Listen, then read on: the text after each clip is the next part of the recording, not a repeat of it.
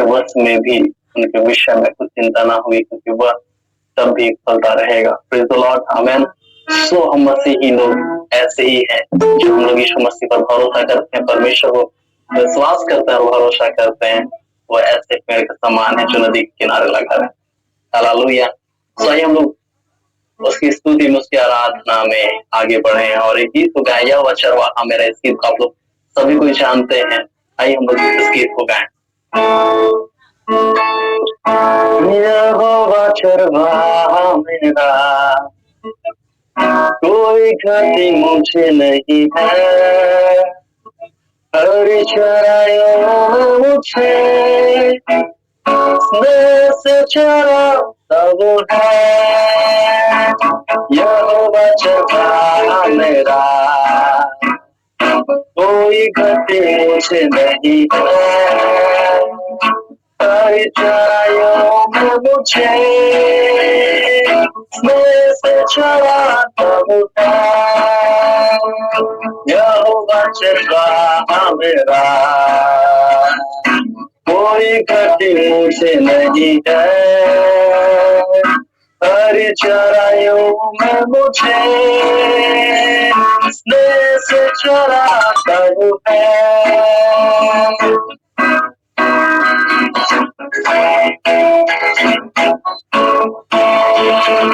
छातों के सामने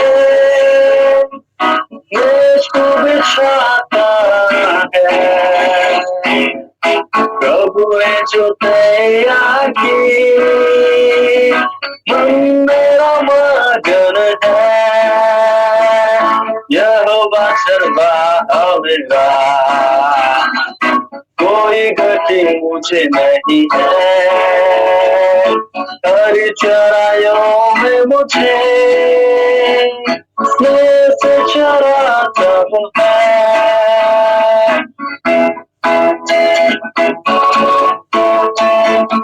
सिर पर वो तेल मारा है, अभिषेक मुझे किया है। दिल मेरा भर गया है और उमड़ दे रहा है। यहोवा चरवाहा मेरा, कोई घटी मुझे नहीं है। हरी चराइयों में मुझे स्नेह से चराता वो है। यहोवा चरवाहा मेरा, कोई घटी मुझे नहीं है। हरी चराइयों में मुझे स्नेह से चराता वो है। सर्वदा प्रभु घर में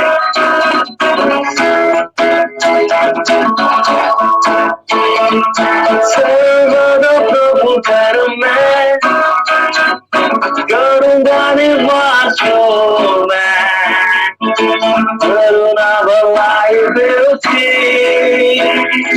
आनंदित मुझे करती है और गान। सर्वदा प्रभु घर में करूँगा निवास जो मैं। करुणा भलाई भी उसकी आनंदित मुझे करती है। यहोवा चरवाहा मेरा, मेरे साथ, कोई घटी मुझे नहीं है। हरी चराइयों में मुझे स्नेह से चराता वो है। और एक बार कहें, यहोवा चरवाहा मेरा, कोई घटी मुझे नहीं है।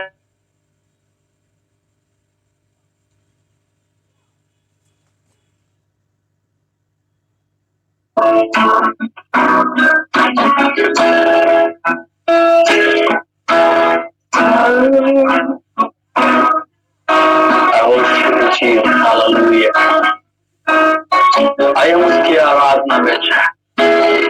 और सच में वो यहोवा हमारा चरवाहा है, हमें किसी भली वस्तु की घटी होने नहीं देता।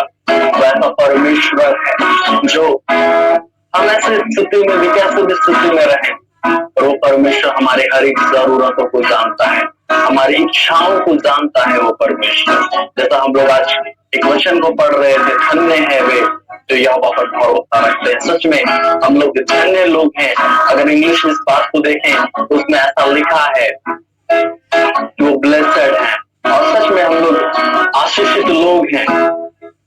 और आइए उसकी आराधना में चले, उसकी आराधना में आगे बढ़े।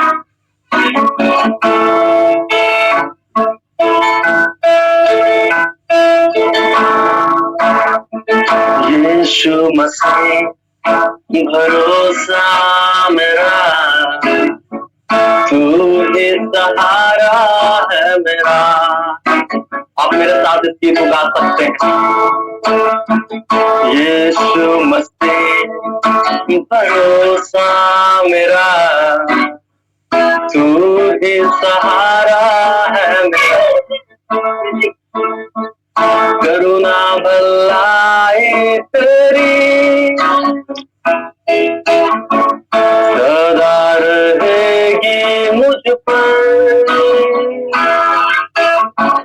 तेरी विश्वास योग्यता देखूंगा मैं उम्र भर। मैं हाथ उठाकर गाऊंगा, यीशु तेरा नाम रहे ऊंचा। मैं हाथ उठाकर गाऊंगा, यीशु तेरा नाम रहे ऊंचा।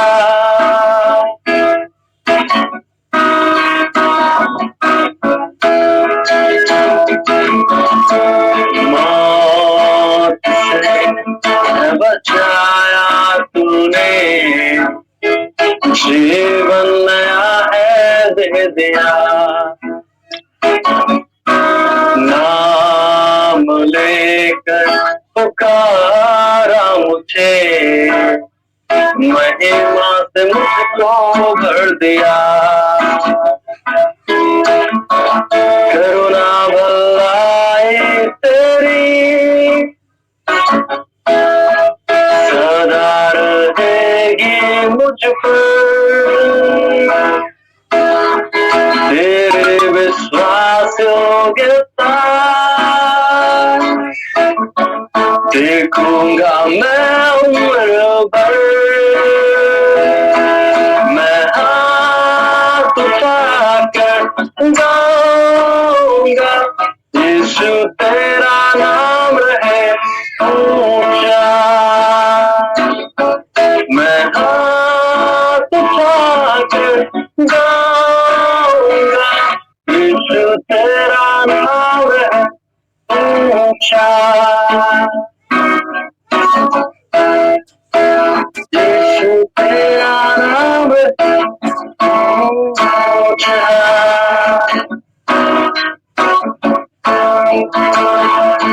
और महिमा हो तेरी,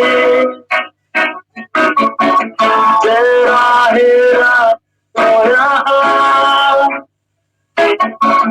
पूरी हो तेरी मर्जी।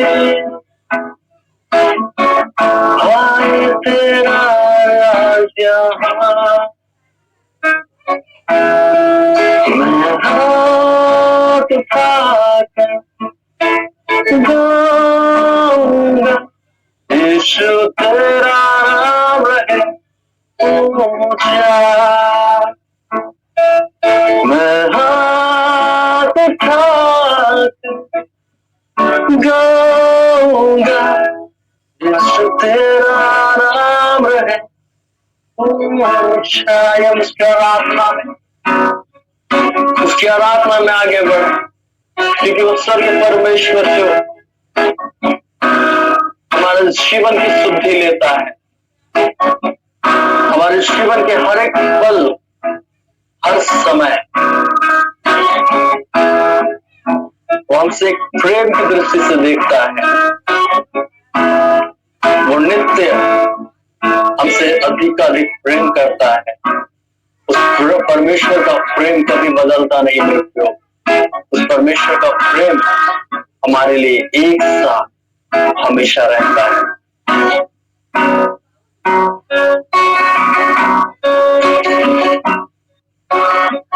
अंगार को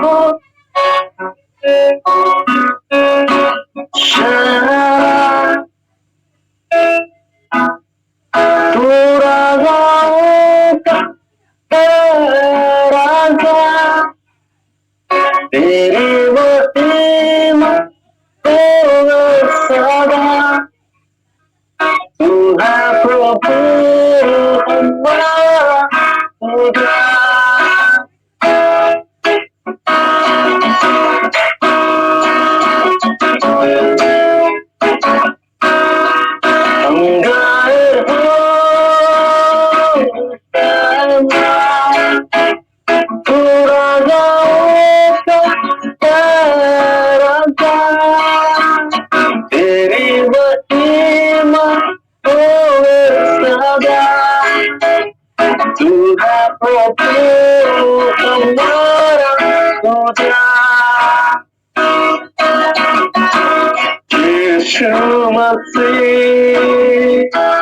तूने हमसे कितना प्यार किया, हमें पापों से छुड़ाने को अपने बेटे को कुर्बान किया। हम गाए तो शाना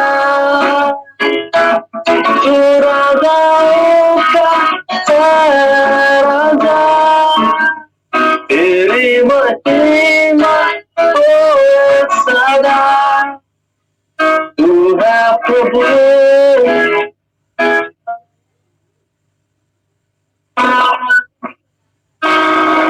आइए एक बार फिर से दोहराएं इस बात को। हम कहें हम गाए तो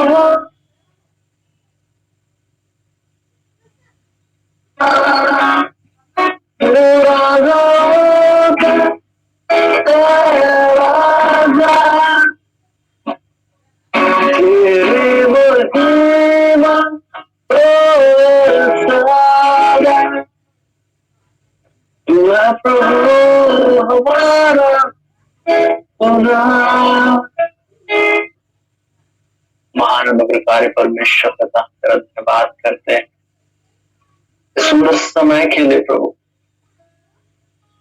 कि हम तुझे महसूस कर पाते, तेरे होने को महसूस कर पाते। तो हमारे बीच में हमेशा रहता है, तो हमारे संग साथ रहता है परमेश्वर। प्रभु तेरी उपस्थिति हमारे जीवन में प्रतिदिन और अधिकाई से प्रभु रहने पर तेरा धन्यवाद करते हैं इस घड़ी जबकि हम लोग वचन में जाते हैं। तेरा परमेश्वर तेरी अगुवाई में जा और आत्मा तेरी अगुवाई को जा। धन्यवाद के साथ प्रार्थना यीशु के नाम सुनो स्वर के राजमंडल की आमीन।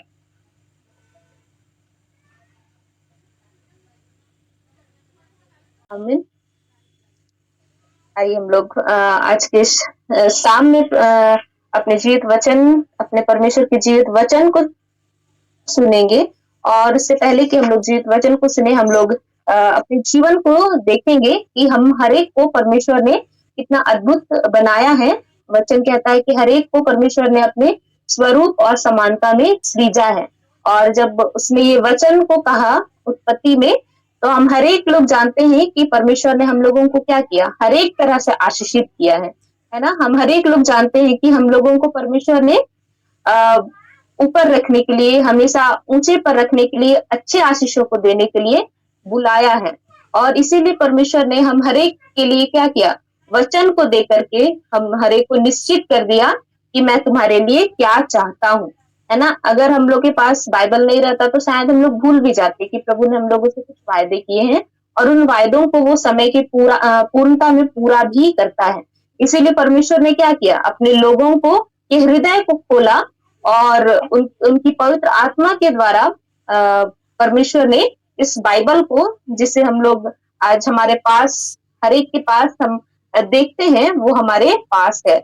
और हम लोग इसमें बहुत सारी प्रतिज्ञाओं को भी देखते हैं कि प्रभु ने हम हर एक के लिए कही है। और वो प्रतिज्ञाएं हम विश्वास करने, जो लोग विश्वास करते हैं उनके लिए वो क्या होती है, पूरी हो जाती है। और आज हम लोग उन्हीं प्रतिज्ञाओं में से एक वचन को निकालेंगे जो हम लोगों को व्यवस्था विवरण में मिलता है, उसका 28, उसका 13 में हम लोग निकाल सकते हैं। व्यवस्था विवरण उसका 28, उसका 13, कि प्रभु ने हम लोगों को कैसा रहने के लिए बनाया है। हम लोग वचन को निकाल करके पढ़ सकते हैं हम लोग।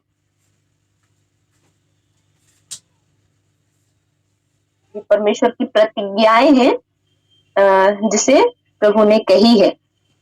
जिसको मिलता है वो पढ़ सकते हैं। और यहोवा तुझको पूछ नहीं किंतु सिर ही ठहराएगा, और तू नीचे नहीं परंतु ऊपर ही रहेगा। यदि परमेश्वर यहोवा की आज्ञाएं जो मैं आज तुमको सुनाता हूँ, तू उनके मानने में मन लगाकर चौकसी करे। आमीन, थैंक यू। हम लोग यहाँ पर देखते हैं कि यहाँ एक आशीष है ना, और लेकिन उसके साथ क्या है, एक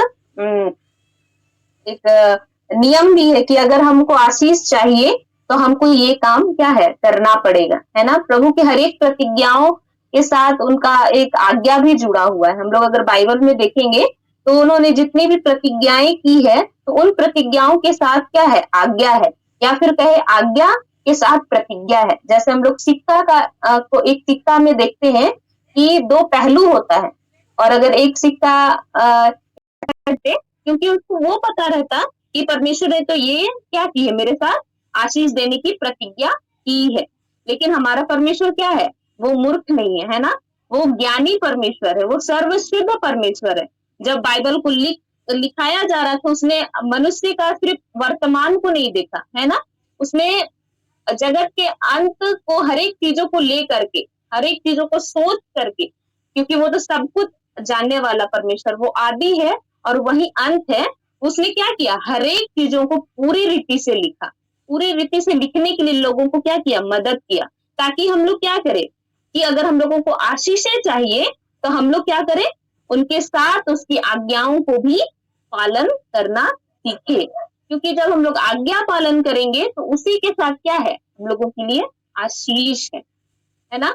आज हम लोग देखते हैं कि परमेश्वर ने हम लोगों को क्या किया है, बहुत ही अद्भुत रीति से ना सिर्फ बनाया, लेकिन हम लोगों के लिए क्या किया है, एक बहुत बड़ी बड़ी वादों को भी दिया है कि परमेश्वर हम लोगों को क्या करने के लिए बुलाया है, ऊंच रहने के लिए नहीं बुलाया है। यानी हमेशा हम लोगों को पीछे रहने के लिए बुलाया नहीं है। हमेशा हम लोग जिस दशा में, गरीबी में है तो गरीबी में ही रहने के लिए नहीं बुलाया है, बीमारी में है तो बीमारी में ही रहने के लिए नहीं बुलाया है।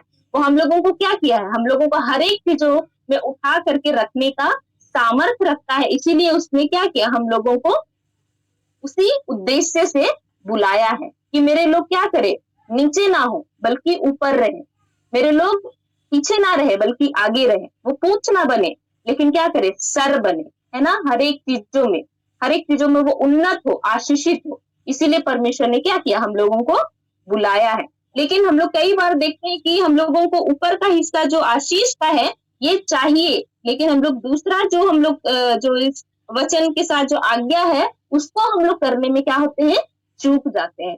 हर बार हम लोग बस ये कहते हैं कि हमारा परमेश्वर तो आशीष देने वाला परमेश्वर है, और इसीलिए हम लोग क्या करते हैं, उनकी आज्ञाओं को अनदेखा कर देते हैं। कई बार तो हम लोग बाइबल को भी अधूरा पढ़ते हैं। हम लोग देखते हैं कि बाइबल में एक जगह लिखा हुआ है कि परमेश्वर ने कहा कि ना मैं तुमको छोड़ूंगा और ना कभी त्यागूंगा। ये एक हम लोग कहीं भी देखेंगे तो ये वचन हर जगह हम लोग देखते हैं, घर में भी देखते हैं, अपने कहीं हम लोग वचन में कहीं लिख करके रखते हैं तो वहां भी देखते हैं। लेकिन क्या ये पूरा वचन है? नहीं। अगर हम लोग इब्रानी की पुस्तक में पढ़ेंगे तो ये वचन वहां लिखा है कि तुम्हारा स्वभाव लोभ रहित हो, क्योंकि उसने आप ही कहा कि ना मैं तुमको छोड़ूंगा और ना मैं तुमको कभी त्यागूंगा। हम लोग क्या करते हैं, बस आशीषों के वचन को अपने लिए चाहे वो काट करके छाट करके हटाना पड़े, हम लोग सब करके क्या करते हैं, कर लेते हैं। लेकिन पूरा वचन को जब हम लोग अपने जीवन में लाते हैं तो उसको मानने में क्या करते हैं, हम लोग चूक जाते हैं। यहाँ पर भी परमेश्वर यहाँ पर वही इन बातों को कह रहा है कि तुमको सब आशीषें मिलेगी, लेकिन क्या करो, तुम उसकी देखते हैं कि यदि परमेश्वर की आज्ञाएं जो मैं आज तुमको सुनाता हूं, तो उनके मानने में मन लगा करके चौकसी करे। वो आज्ञाओं को क्या करना चाहता है कि उनको मिले। आशीषें तो ऐसे ही पीछे चलती आएंगी अगर हम लोग आज्ञाओं को मानेंगे तो, लेकिन कई बार सिर्फ हम लोग आशीषों को खोजते चले जाते हैं, उनकी आज्ञाओं को मानने में चूक जाते हैं या कुछ छोड़ देते हैं। आज हम लोग कुछ एक व्यक्ति का उदाहरण को लेकर के हम लोग देखेंगे कि किस प्रकार से परमेश्वर ने उसे भी आगे रहने के लिए चुना था, उसे भी सर रहने के लिए चुना था, उसको भी क्या किया था, ऊंचा पर रखने के लिए चुना था, लेकिन वो परमेश्वर की आज्ञाओं को ना मान पाया, इसीलिए क्या हुआ, उसको अपने उस जगह से गिरना पड़ा। इस चीज को हम लोग देखने पाएंगे। हम लोग एक व्यक्ति है जिसे हम लोग बाइबल में शाऊल के नाम से जानते हैं, है ना, जो इजराइलियों का क्या था, पहला राजा था। हम लोग शाऊल के विषय में देखते हैं तो उनके जीवन में भी कुछ ऐसी ऐसी गलतियां हुई जिसके कारण वो क्या हुआ, परमेश्वर के सामने या सम्मुख गिरा, है ना।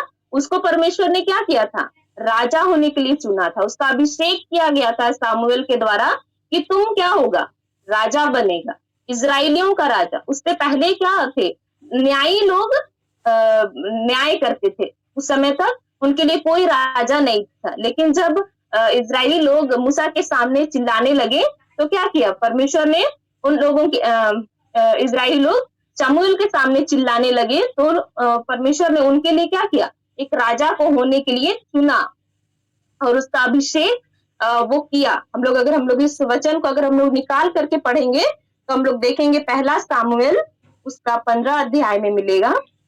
पहला सामुएल उसका 15 अध्याय जो हम लोग को पेज नंबर 346 में मिलेगा। पहला सामुएल उसका 15 अध्याय उसका हम लोग पहला पद में हम लोग देखेंगे तो इसमें वचन ऐसा लिखा है। हम लोग देखते हैं कि शामुएल ने शाऊल से कहा, यहोवा ने अपनी प्रजा इजराइल पर राज्य करने के लिए तेरा अभिषेक करने को मुझे भेजा था, इसलिए अब यहोवा की बातें सुन ले। हम लोग यहाँ पर क्या देख रहे हैं कि व्यक्ति है जिसका नाम क्या है, शाऊल है। ये शाऊल शुरुआत में देखेंगे तो वो कुछ भी नहीं था, एक साधारण व्यक्ति था, पर वो बिन्यामीन का गोत्र का था, बहुत लंबा था, देखने में बहुत अच्छा था, सब कुछ उसमें दिखता था, अच्छा चीज दिखता था और उसको परमेश्वर ने क्या किया था, राजा होने के लिए नियुक्त किया था। लेकिन ये बात शाऊल को नहीं पता था, ये बात सामुएल को परमेश्वर ने प्रकट किया। और जब सामुएल उसके पास गया था राजा बनाने के लिए, उसको अभिषेक करने के लिए, तो क्या हो रहा था, ये पहला व्यक्ति ऐसा होगा जिसको बताया गया था कि हम तेरा अभिषेक करने आएंगे, लेकिन वो क्या कर रहा था, भेड़ बकरियों के पीछे छिप रहा था। अगर आज हम लोगों को कोई कह दे कि हम तुमको ये नौकरी देंगे, ये पोस्ट देंगे, तो हम लोग क्या करेंगे, पहले से तैयार रहेंगे, है ना, अच्छे ड्रेस पहन के, नहा धोआ करके, जितना हो सके अपना अच्छा हम लोग हर चीज तैयारी करके रखेंगे। लेकिन हम लोग यहाँ शाऊल को देखते हैं कि जब इसको बताया गया कि तुमको राजा होने के लिए तुम्हारा अभिषेक होगा, इस दिन होगा, तो क्या कर रहा था, छिप रहा था, यानी इसको मन नहीं था बनने का। ये ये अपने जानवरों के बीच में छिप रहा था। और परमेश्वर ने जब इनको चुन करके रखा तो शामुएल के द्वारा उसका अभिषेक हुआ। लेकिन जब अभिषेक हुआ तो क्या किया, ये उस अनुग्रह को भूल गया कि हम एक भेड़ बकरी चराने वाला व्यक्ति को परमेश्वर ने क्या किया, उस चरवाही में के भेड़ के पीछे चलने से मुझे बुला करके लाया और आज क्या कर रहा है, इजराइलियों का पहला राजा होने के लिए। और एक पहला चीज हम लोग देखते हैं कि कितना महत्व रखता है ना।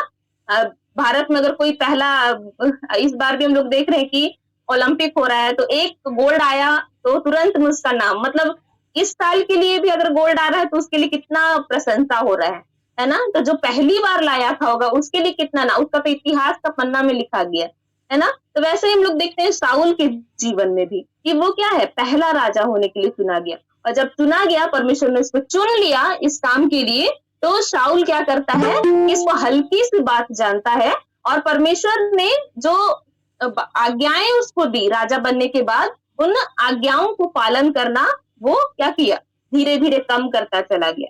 बल्कि परमेश्वर की आज्ञाओं की ओर ध्यान से कभी सुनता ही नहीं था। वो सुनता भी था तो उसको मानता नहीं था। अगर हम लोग यहाँ पर देखेंगे 15 का 2 में तो लिखता है, सेनाओं का यहोवा यूं कहता है, मुझे स्मरण है कि अमालेकियों ने इजराइलियों से क्या किया। जब इजरायली मिस्र में से आ रहे थे तब उन्होंने मार्ग में उनका सामना किया। इसलिए अब तू जाकर अमालेकियों को मार और जो कुछ उनका है उसे बिना कोमलता किए नष्ट कर। क्या पुरुष, क्या स्त्री, क्या बच्चा, क्या दूध पिता, क्या गाय, बैल, भेड़, बकरी, क्या ऊँट, क्या गधा, सबको मार। यहाँ परमेश्वर क्या बोला? जब वो राजा बन गया तो उसको क्या बोला कि तुम अमालेकियों को, ये अमालेकी वो लोग थे जब इसराइलियों को परमेश्वर ने दासत्व के देश से निकाल करके लाया था और जंगल में उनकी अगुवाई कर रहा था। तो ये अमालेकी लोग क्या थे? परमेश्वर के लोगों से लड़ने को तैयार थे। उनको क्या करते थे? लूटते थे, उनको मारते थे, उनको क्या करते थे? परेशान करते थे। तो परमेश्वर ने अपने लोगों को जब उस जगह से छुड़ाया और उसके बाद उनका जो जनसंख्या आगे हम लोग देखने पा रहे हैं, इतना दूर तक पहुंचाया, लेकिन परमेश्वर क्रोध अभी तक क्या है? अमालेकियों पर भड़का हुआ है ना? वो क्या कर रहा है कि शाऊल को क्या बोल रहा है कि ये वही लोग हैं जो मेरे लोगों को क्या किए थे? परेशान किए थे, उनसे लड़ाई किए थे। इसलिए तुम क्या करो कि तुम उनको मारो, उसका हर एक चीजों को नष्ट करो, उसका जो कुछ भी है अमालेक का, वो सब कुछ को क्या कर दो? खत्म कर दो, एक चीज को भी मत छोड़ना करके परमेश्वर ने क्या किया था? उनको आज्ञा दिया था। लेकिन हम लोग देखते हैं कि जब ये शाऊल उसको मारने के लिए गया तो हम लोग देखते हैं कि लिखता है यहाँ पर कि हम लोग आगे पढ़ते जाएंगे तो लिखता है, तब शाऊल ने लोगों को बुला करके इकट्ठा किया, उसमें तलाइम में गिना और वे 2 लाख प्यादे और 10,000 यहूदी पुरुष थे। तब शाऊल ने अमालेक नगर में जाकर एक नाले में घातकों को बैठाया और शाऊल ने केनियों से कहा, वहां से हट जाओ, अमालेकियों के मध्य में से निकल जाओ, कहीं ऐसा ना हो कि मैं उनके साथ तुम्हारा भी अंत कर डालूं, क्योंकि तुमने सब इसराइलियों पर उनके मिस्र से आते समय प्रीति दिखाई थी। अतः केनी अमालेकियों के मध्य में से निकल गए। तब शाऊल ने हवीला से लेकर सूर तक जो मिस्र के पूर्व में है अमालेकियों को मारा और उनके राजा आगाग को जीवित पकड़ा और उनकी सब प्रजा को तलवार से नष्ट कर दिया। यहाँ लिखता है कि उनके राजा को क्या किया? आगाग जो अमालेक का राजा था उसको जीवित पकड़ा और क्या किया? उनकी सब प्रजा को नाश कर दिया। और फिर लिखता है कि एक, चलिए हम लोग यहाँ तक देख रहे तो अच्छा भी लग रहा है कि हाँ परमेश्वर ने आज्ञा दिया था तो क्या किया? ये शाऊल उनको मारा, उनकी प्रजा को भी क्या कर दिया? नाश कर दिया। और राजा को पकड़ के क्या कर रहा है? लेकर के आ गया है। लेकिन अगर 9 में हम लोग देखते हैं तो लिखता है, परंतु आगाग पर और अच्छी से अच्छी भेड़ बकरियों, गाय बैलों, मोटे पशुओं, मेमनों, जो कुछ अच्छा था उन पर शाऊल और उसकी प्रजा ने कोमलता की और उन्हें नष्ट करना ना चाहा, परंतु जो कुछ तुच्छ और निकम्मा था उनको उन्होंने नाश किया। यहाँ पर हम लोग शाऊल का क्या देख रहे हैं? एक गंदा चीज को देख रहे हैं, है ना? वो चीज को नाश किया था जो चीज अच्छा नहीं था। लेकिन जो चीज वहां अच्छा था, जिसको शाऊल को लगा कि इसको तो मेरे पास रखने से क्या होगा? फायदा होगा, उन सब चीजों को क्या कर दिया? वो छोड़ दिया। उन सब चीजों को क्या हुआ? लेते आ गया वो। उसको तो मारने के लिए बोला गया था, नाश करने के लिए बोला था, वही जगह पर खत्म करने बोला था, लेकिन वो ना सिर्फ छोड़ा बल्कि अपने साथ भी लेकर के आया। और क्या करता है कि जब ये लेकर के आता भी है और शामुएल को झूठ भी बोलता है।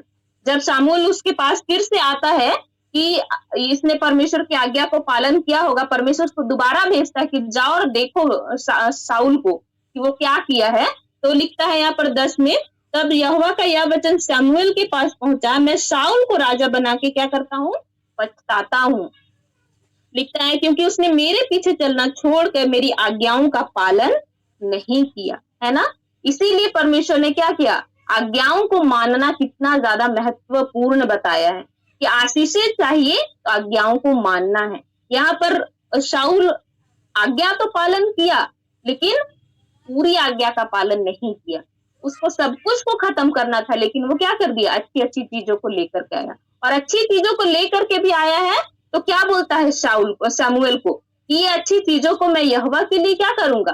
भेंट चढ़ाऊंगा, बलिदान चढ़ाऊंगा। क्या अगर परमेश्वर को चाहिए होता बलिदान तो नहीं बोलता कि तुम क्या करना कि जो चीज अच्छा नहीं है उसको नाश करना, जो अच्छा उसको लेते आना, हमको मेरे लिए तुम क्या करना, होम बलि करके चढ़ाना। ये परमेश्वर पहले भी बोल सकता था, लेकिन परमेश्वर को वो चीजें चाहिए ही नहीं था। जो पाप से था, जो उसको जिससे उसको घृणा है, वो उस चीजों से क्यों वो अपना अपने लोगों के लिए अपने लोगों से बलिदान लेगा, है ना? तो हम लोग देखते हैं कि हम लोग आज्ञा पालन तो शाऊल को करते हुए देख रहे हैं, लेकिन पूरी आज्ञा का पालन करते हुए नहीं देख रहे हैं। तो हम हर एक को बाइबल यही सिखलाता है कि हम लोग हमें क्या करना है, आज्ञाओं को मानना है। शाऊल गिरा, क्यों गिरा? क्योंकि वो आज्ञाओं का पालन नहीं किया पूरी रीति से, है ना? और ये शाऊल को राजा बनाने वाला शमूएल नहीं था, बल्कि परमेश्वर था। इसीलिए परमेश्वर ने क्या किया, कहा कि मैंने शाऊल को राजा बना करके पछताया है। आज हम लोग बाइबल में और कई एक उदाहरण को भी देख सकते हैं जिन्होंने आज्ञा पालन नहीं करने के कारण अपने जीवन में दुख को देखा है। हम लोग इजरायलियों के विषय में देखते हैं, तो इजरायलियों को परमेश्वर ने अपनी निज प्रजा होने के लिए चुना था। उनको जब मिस्र के देश से छुड़ा करके लाया था, तो यही बात बोला था कि मैं तुमको ऐसे देश में भेजूंगा जहां दूध और मधु की धारा बहती है। लेकिन तुम जब वहां जाना तो क्या करना, वहां की जातियों को नाश करना बोला था। लेकिन इजरायलियों ने क्या किया था, वहां गए तो, लेकिन वहां पर जा करके क्या किए, वहां के लोगों को छोड़ दिए। क्यों?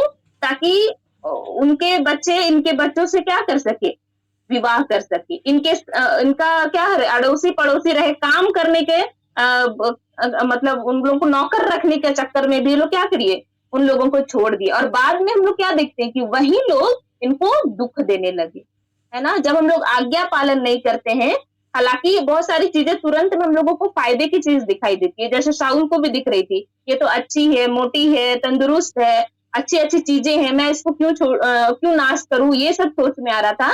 लेकिन परमेश्वर ने जो कहा, तो वो क्या है, उसने उस आज्ञा को दिया तो उसको मानना था, लेकिन वो नहीं किया। हम लोगों के जीवन में भी परमेश्वर क्या करता है कि आज्ञाओं को मानने सिखाता है। आज हम लोग के जीवन में भी बहुत सारी परमेश्वर ने आज्ञाएं दी है, और हम लोग उनको मानते भी है, लेकिन क्या करते हैं, पूरी रीति से नहीं। हमें भी जब लगता है कि अरे इस चीज से हमें फायदा हो रहा है तो हम इसको क्यों छोड़े। अगर हमको झूठ बोलने से दो पैसा फायदा हो रहा है तो हम क्यों नहीं झूठ बोलेंगे। ज्यादा झूठ थोड़ी बोल रहे हैं, अपने घर के लिए ही तो बोल रहे हैं, अपने थोड़े से परिवार के लोगों के लिए ही तो बोल रहे हैं, अपने स्वभाव को हम थोड़ा सा बदल रहे हैं, तो इससे ज्यादा किसी का नुकसान नहीं ना हो रहा है, या फिर हमें कुछ चीज से फायदा हो रहा है तो हम क्यों उसको छोड़े, यही सब चीज होता है। लेकिन जिस चीज से परमेश्वर को घृणा है, वो हम हर एक से क्या करता है, छुड़वाना चाहता है। क्योंकि परमेश्वर बाइबल में कहता है कि अधूरा सुधार से क्या होता है, हमारे जीवन का नाश होता है ना? हम लोग अधूरे सुधार के बारे में भी देखते हैं कि एक व्यक्ति से अगर एक दुष्ट आत्मा निकलता है और वो बाहर निकल जाता है और व्यक्ति फिर से उसी तरह का जीवन बिताता है, तो क्या होता है, वो अपने साथ साथ दुष्ट आत्माओं को और लेकर के आता है। तो हमें समझना है कि क्यों परमेश्वर ने ऐसा कहा है ना? हम लोगों को आज्ञाओं को जब पालन करने सिखाया है, तो हम लोगों को आज्ञाओं को पालन करना है, ताकि हम लोग पूरी रीति से हम लोग आशीषित हो सके, है ना? उन आशीषों का हम लोग लाभ जीवन के अंत तक उठा सके। शाऊल को राजा बनने के लिए किया गया था, लेकिन क्या किया, उस आशीष को वो खो दिया। परमेश्वर ने जैसे ही जो आज्ञाओं का पालन वो नहीं करने लगा, परमेश्वर ने क्या कहा, मैं तुमसे एक अच्छा व्यक्ति को, जो तुम्हारा पड़ोसी है, उसको राजा होने के लिए चुन चुका हूं, जो मेरे मन की इच्छा के अनुसार है ना? हम लोग कई बार अपने जीवन में आज्ञाओं का पालन नहीं करते हैं, इसीलिए क्या होता है, परमेश्वर हम लोगों की आशीषों को किसी दूसरे को दे देता है। हमें अपना जीवन और उनकी आशीषों के महत्व को समझने की जरूरत। एक दूसरा उदाहरण हम लोग देख सकते हैं कि शाऊल को लोगों का दबाव क्या किया, आज्ञा मानने से उसको हटा दिया, है ना? हम लोग शाऊल के विषय में अगर हम लोग निकालते हैं पहला सामुएल उसका 13 अध्याय में भी हम लोग देखते हैं कि लोगों का दबाव कैसे शाऊल के जीवन में हावी हो गया और वो परमेश्वर के सामने गिरा। हम लोग अगर उसका 13 अध्याय उसका हम लोग 8 से लेकर के 14 तक पढ़ेंगे, तो इसमें हम लोग देख सकते हैं। इसमें कोई भी पढ़ने में अगुवाई करेंगे? पहला सामुएल 13 उसका 8 से लेकर 14 पद तक, इसमें ऐसा लिखा है, वह सामुएल के ठहराए हुए समय अर्थात 7 दिन तक बाट जोहता रहा, परंतु सामुएल गिलगाद में ना आया और लोग उसके पास से इधर उधर होने लगे। तब शाऊल ने कहा, होम बलि और मेल बलि मेरे पास लाओ। तब उसने होम बलि को चढ़ाया। ज्यों ही वह होम बलि को चढ़ा चुका तो क्या देखता है कि सामुएल आ पहुंचा और शाऊल उससे मिलने और नमस्कार करने को निकला। सामुएल ने पूछा, तूने क्या किया? शाऊल ने कहा, जब मैंने देखा कि लोग मेरे पास से इधर उधर हो चले हैं और तू ठहराए हुए दिन के भीतर नहीं आया और फलिस्ती मिकमास में इकट्ठा हुए हैं, तब मैंने सोचा कि फिलिस्ती गिलगाद में मुझ पर अभी आ पड़ेंगे और मैंने यहोवा से विनती भी नहीं की है। अतः मैंने अपनी इच्छा ना रहते भी होम बलि चढ़ाया। सामुएल ने शाऊल से कहा, तूने मूर्खता का काम किया है। तूने अपने परमेश्वर यहोवा की आज्ञा को नहीं माना, नहीं तो यहोवा तेरे राज्य इस्राएलियों के ऊपर सदा स्थिर रहता, परंतु अब तेरा राज्य बना ना रहेगा। यहोवा ने अपने लिए एक ऐसे पुरुष को ढूंढ लिया है जो उसके मन के अनुसार है और यहोवा ने उसी को अपनी प्रजा का पर प्रधान होने को ठहराया है, क्योंकि तूने यहोवा की आज्ञा को नहीं माना। आमीन। यहाँ पर हम लोग क्या देखते हैं कि शाऊल को चुनने वाला परमेश्वर था, लेकिन जब वो चुना गया तो उसके जीवन में लोगों का भय कैसा आ गया, है ना। एक समय ऐसा आया कि परमेश्वर ने क्या किया कि एक होम बलि चढ़ाने के लिए बोला गया उसको, और ऐसा हुआ कि शाऊल के साथ साथ वहां के लोग भी, इजरायली लोग क्या थे, इकट्ठा हुए थे, लेकिन इस बलिदान को चढ़ाने वाला कोई याजक होना था, है ना। और शाऊल याजक नहीं था, वो बिन्यामीन की गोत्र का था, और याजक कौन था? शमूएल था, है ना।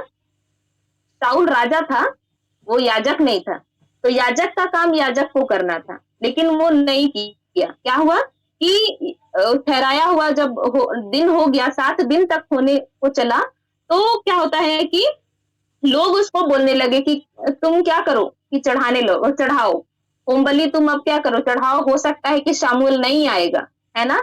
तो क्या करता है कि शामुएल प्रार्थना भी नहीं करता है, और शामुएल का उसको बोलना चाहिए था कि ये काम मेरा नहीं है, परमेश्वर ने इसके लिए याजक को, जो लेवी के वंश का होना चाहिए, उसको चुना है कि वो क्या करे, बलिदान चढ़ाए। लेकिन ये क्या किया, कुछ भी नहीं सोचा, बस लोग जो इधर उधर जा रहे थे, तो क्या किया, तुरंत वो बलिदान को चढ़ा दिया, और जैसे ही चढ़ाया हम लोग देखते हैं कि शामुएल आ गया, है ना। वहां पर क्या देखते हैं कि लोगों का भय शाऊल के अंदर में आ चुका था। लोग इधर, मतलब एक हिसाब से कहने का मतलब है कि उसको अपना पोस्ट का डर था कि कहीं लोग इधर उधर हो रहे हैं, बस इधर उधर जाने का कहने का मतलब है कुछ ना कुछ तो बोल ही रहे होंगे, है ना। तो वो उस चीज को लेकर के सोचने लगा होगा, हो सकता है सोचना होगा कि अब लोगों के बीच में मेरा नाम जैसा पहले था वैसा अब नहीं रहेगा, मेरा रुतबा वैसा नहीं रहेगा, है ना, मेरा शक्ति वैसा नहीं रहेगा, इसलिए वो क्या किया, वो सोचा भी नहीं, कुछ भी नहीं सोचा, और तुरंत बलिदान चढ़ा दिया।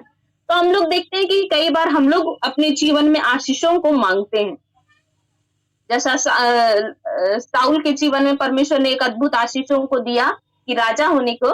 हम लोग के जीवन में कई बार हम लोग आशीष को मांगते हैं, जब मांगते हैं उस समय हम लोग क्या बोलते हैं कि प्रभु इस चीज से हम तेरी महिमा करेंगे, लेकिन जब हम लोग को मिल जाता है तो कई बार हम लोग उन अनुग्रह को, उन प्रार्थनाओं को भूल जाते हैं जब हम लोग लेने के समय किए होते हैं, है ना।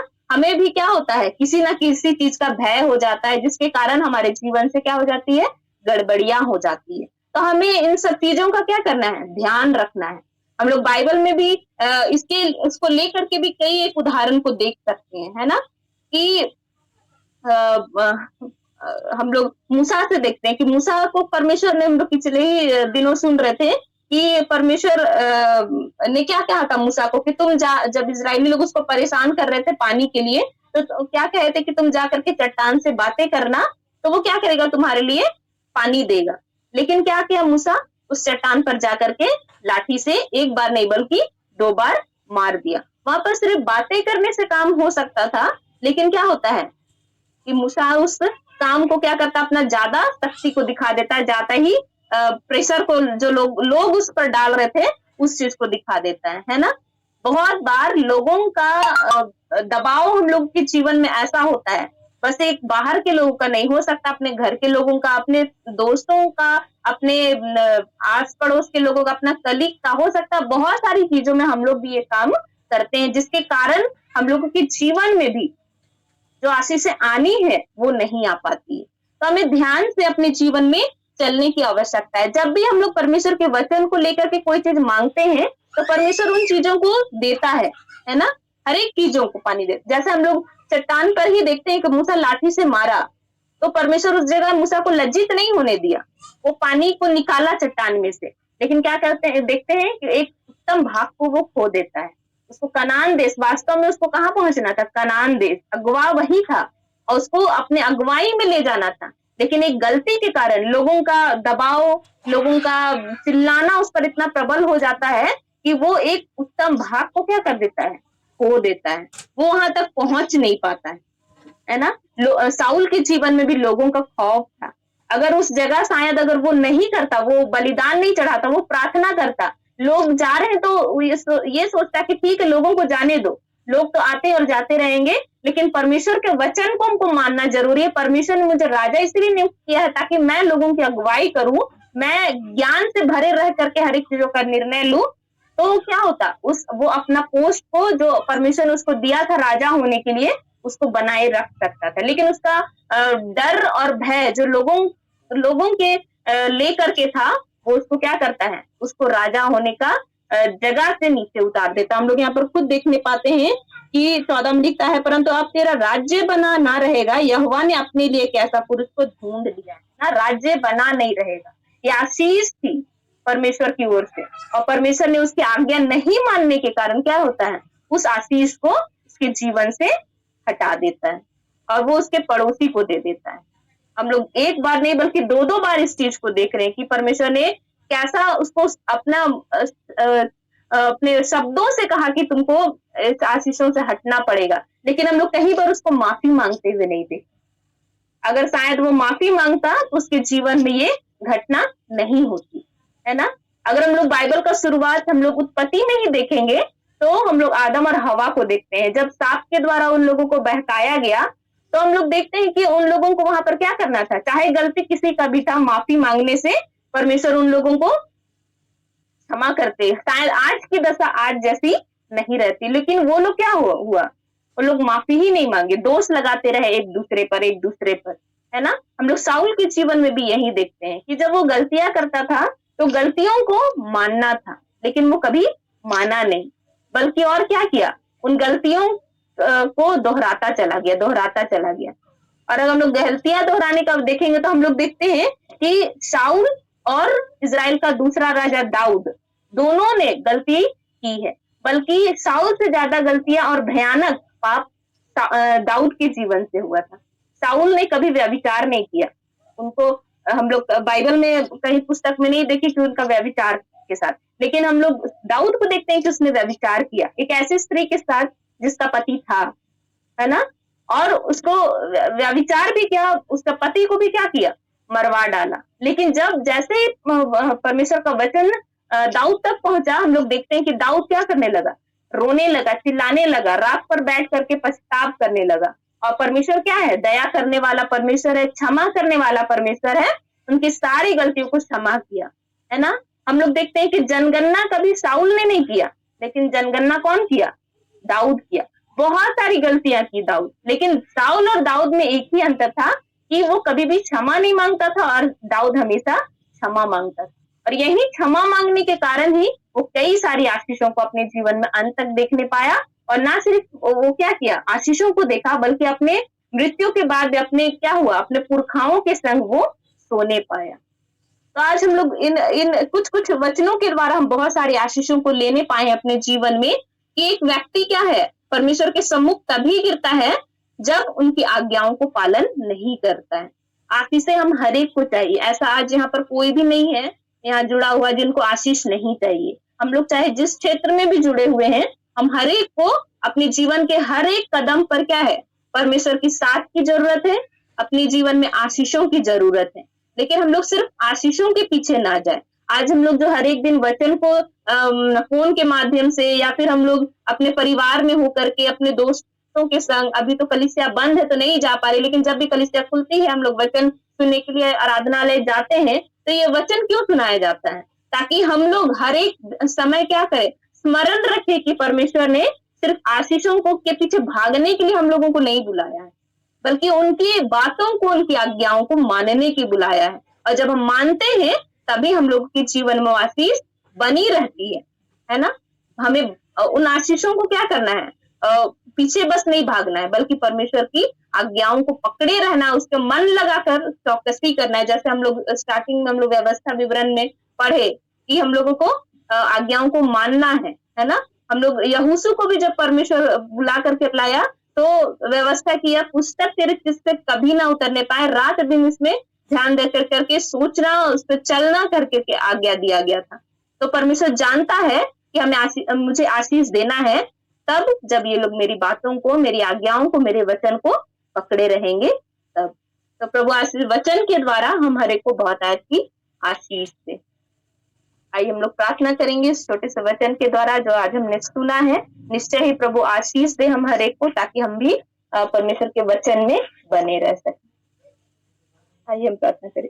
धन्यवाद धन्यवाद धन्यवाद देते हैं महान जीवित अनुग्रहकारी परमेश्वर, हम आपको बहुत बहुत धन्यवाद देते हैं पिता, फिर सच के समय के लिए पिता जो आपने दिया प्रभु, कि आज के शाम में पिता हम प्रभु इतने लोग पिता इकट्ठे होकर के तेरे सम्मुख आने पाए हैं पिता। हाँ प्रभु, आपने प्रभु हमारी की मदद की पिता, कि प्रभु हम फोन के माध्यम से ना सिर्फ जुड़े पिता, लेकिन इतने समय तक प्रभु तेरे वचन को सुनने के लिए प्रभु अपने आप को प्रभु हाँ पिता तन मन से प्रभु तेरे सामने लाए पिता। प्रभु निश्चय ही प्रभु आज का वचन प्रभु हम हर एक से बोला और बातचीत किया है प्रभु, हम इसके लिए धन्यवाद करते हैं पिता। हम प्रार्थना करते हैं जिन बातों को हमने सुना है पिता, उसके अनुसार करने में हम हर एक की सहायता कर पिता। हम हर एक को ऐसा बना प्रभु कि जैसा तू चाहता है हम अपने जीवन से प्रभु उसी रीति से चलने पाए पिता। निश्चय ही प्रभु तूने हम हर एक के लिए बड़ी बड़ी प्रतिज्ञाएं दी है पिता, आशीषों को दिया है पिता, लेकिन प्रभु तू चाहता है पिता कि उन आशीषों से बढ़ करके पिता हम आपकी आज्ञाओं का पालन करें पिता। हाँ पिता परमेश्वर तू चाहता है पिता कि हम उसके अनुसार चले प्रभु, ताकि प्रभु हम भी पिता हम उन आशीषों को लेकर के बढ़ने पाए पिता। हाँ परमेश्वर हमारे की सहायता करिए पिता, निश्चय ही कमजोर है पिता। हाँ पिता आत्मा तो तैयार है लेकिन शरीर कमजोर है पिता। हाँ प्रभु हमारे की सहायता कर, आत्मा में बलवंत कर प्रभु, ताकि प्रभु हम हर एक प्रभु हाँ पिता तेरी आत्मा के अनुसार चलाए चलने पाए प्रभु, हमारे की सहायता कर पिता। फिर से सब महिमा आपको देते हैं, प्रार्थना यीशु के नाम से मांगते हैं, आप दुनिया सर के राज्य में ग्रहण कीजिए, आमीन।